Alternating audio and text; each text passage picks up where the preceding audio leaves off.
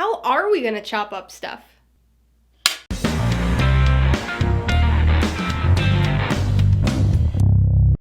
Hey everybody, welcome to Mainely Movies. Today, I'm going to be talking about the 2019 satirical comedy drama, Jojo Rabbit. If you're new here, please consider subscribing for a variety of movie-related content like reviews, rank lists, and trailer reactions. All of my reviews include a breakdown of the pros and cons, my rating, and some tailored film recommendations, so be sure to watch through to the end of this video for all of that extra content. Jojo Rabbit stars Roman Griffin Davis, Taika Waititi, and Scarlett Johansson, and was directed by Taika Waititi. It tells the story of Jojo, played by Roman Griffin Davis, who is a wannabe member of the Hitler Youth in Nazi Germany. After discovering a Jewish girl hiding in his house, he must come to terms with who he is and the current events of the world, aided by his imaginary friend Adolf Hitler, played by Taika Waititi. On paper, this is a movie that shouldn't work. On film, it shouldn't work either. Jojo Rabbit is about a member of the Hitler Youth during World War II whose imaginary friend is Hitler. It sounds equal parts absurd and inappropriate, but it comes together in a way that's surprisingly meaningful. Like any good satire, this movie is more than just a vehicle for making a mockery of something. There's a lot of humor for sure, and this film is more of a comedy than anything else, I guess, but it's got a deeper, more heartfelt message within it as well. And I think that tonal mix is part of what helps make this film work. It provides the comedy and fun elements of a satire, but mixes in more serious and downbeat notes too. It doesn't shy away from the horrors of war, or of Nazis in general, and includes some gut-wrenching and heartbreaking elements. But let's talk about the comedy first. It's probably the biggest draw to this film for most people, but also the biggest source of controversy. Hitler isn't exactly a figure that jumps to mind as a source of comedy, and there are certainly many ways that that combination could end up coming across rather tasteless, but satires of Hitler and Nazis have been around since the 40s, so the concept isn't entirely novel.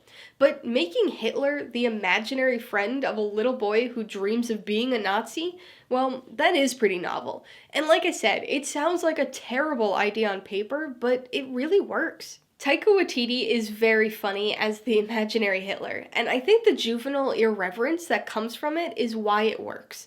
This Hitler is the imaginary friend of a 10-year-old boy, so he does and says things that a 10-year-old boy would do and say.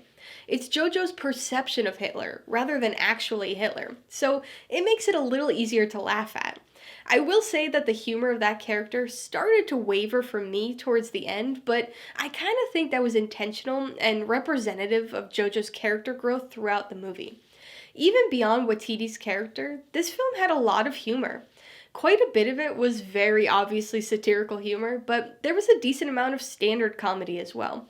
The first act especially is very funny, and the anachronistic German versions of bouncy pop rock songs like I Wanna Hold Your Hand by the Beatles gave this movie a very lighthearted feel initially. Despite these initial impressions, or what the marketing may have implied, this isn't just a lighthearted comedy, and it really doesn't focus on imaginary Hitler all that much. It's really about Jojo, and his coming to terms with who he is and where he stands in life. Jojo Rabbit is a coming-of-age story above anything else. We see the circumstances Jojo exists in, the external governmental pressures he faces, the subtle internal influence his mom provides. And this movie gives us insight into how he deals with these things, like imagining Hitler as his friend. He wants to be a part of something bigger than himself, but he's only ever been exposed to propaganda, so he doesn't know anything else is even a possibility. And that's why his meeting Elsa is such an important catalyst, not only for him, but for the story. It pulls in so many of the key coming-of-age elements we expect. Growth and understanding, friendship, empathy, realization and self-discovery. All these things that take this movie and morph it into something more heartfelt and meaningful than you would ever expect. Roman Griffin Davis is definitely the standout actor in this movie for me. I know a lot of people are going to be praising Taika Waititi's performance, which was good, but Davis was in almost every single scene of this movie. This was one of the best child performances I've seen in a long time, made all the more amazing by the fact that this was his first acting role. He's funny, he's endearing, and he's able to get across the full range of emotions this film requires of him. Tomasa McKenzie is also really good as Elsa, and has this interesting quality to her performance. She's funny, in a more dry humor kind of way, but brings this emotionality to the role that vacillates between understandably vulnerable and almost apathetically assertive. The other performance that really impressed me was Scarlett Johansson as Jojo's mother. Her role was pretty small, but very impactful on both Jojo and the story. I think she has some of the funniest lines and moments, but also some of the most meaningful as well. Jojo Rabbit is a movie that could have easily gone too far or approached the story in a far less effective way. But fortunately, this film managed to find the right footing in order to deliver a story that was extremely funny, but also extremely heartfelt and meaningful too. It's not often that a movie can balance its tones quite this well, and Jojo Rabbit was very effective at comedically tackling a tough subject in a tasteful way. Alright, let's talk about the pros and cons. Pro number one has gotta be the story. I guess I don't know exactly what I expected going into this movie, but I certainly didn't anticipate a heartfelt coming of age story. But that's exactly what I got. Taking this kind of story and setting it in Nazi Germany sounds like a really odd choice, but it works surprisingly well. The movie doesn't just take a he's a kid so he doesn't know any better approach. That could have been problematic. Instead, we get to see Jojo's personal growth as he's exposed to more truths and atrocities. It's not a movie that makes excuses. It's a movie that shows that change can happen if people are given enough information.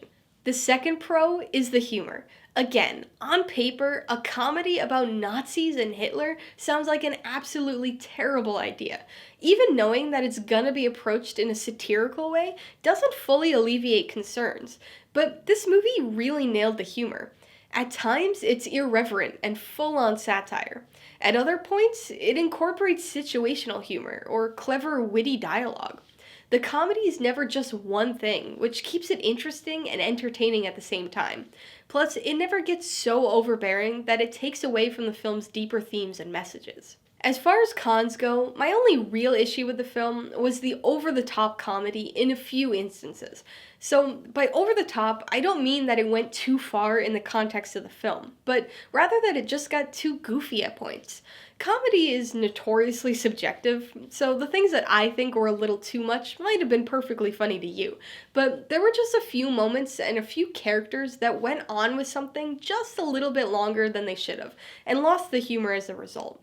I'd say many of the scenes, including Rebel Wilson's character, fall into this category for me. I'm gonna give Jojo Rabbit 4 out of 5 paws. This was a highly entertaining movie, but if all it had to offer was humor, this would have been a 3 or 3.5 paw movie for me. Luckily, it's got a lot more heart and deeper messages layered in between its comedy, making for a solid film that spans the emotional spectrum. I would recommend Jojo Rabbit to anybody who likes satirical comedies or coming-of-age stories. The satire here is very obvious, but it's done in a grounded enough way that it doesn't feel like a slapstick parody of the thing being satirized. And even though it's been marketed as a satire, that's not all this film is. It's got a lot of heart, and much of that comes through as part of the movie's central coming-of-age story. The setting is a little different than normal, but it still has all the hallmarks of a coming-of-age film. If you liked Jojo Rabbit, I would recommend The Boy in the Striped Pajamas. It's definitely not a comedy, but touches on some very similar themes and focuses on a similar childhood relationship. If you want something a bit more lighthearted, you should check out The Great Dictator. It's a Charlie Chaplin satirical comedy in which he plays dual roles, as the fascist dictator, Adenoid Hinkle, and as a persecuted Jewish barber. If the visual style was what really enticed you about this movie, I'd suggest you check out Moonrise Kingdom. That film really showcases the Wes Anderson style that seems to have influenced this movie a bit, plus it's another coming-of-age story that approaches the topic in an unusual way. Alright, a couple questions for you guys. Number 1, have you seen Jojo Rabbit? If so, what'd you think of it? And number 2, what's your favorite satire film? Be sure to leave your answers in the comments below so we can get a discussion going. Alright, so if you got some enjoyment, insight, or information out of this review, I'd appreciate it if you'd hit that like button. And if you haven't done so already, please hit subscribe while you're at it to see more videos like this. Till next time, this has been Alyssa with Mainely Movies, the way life should be.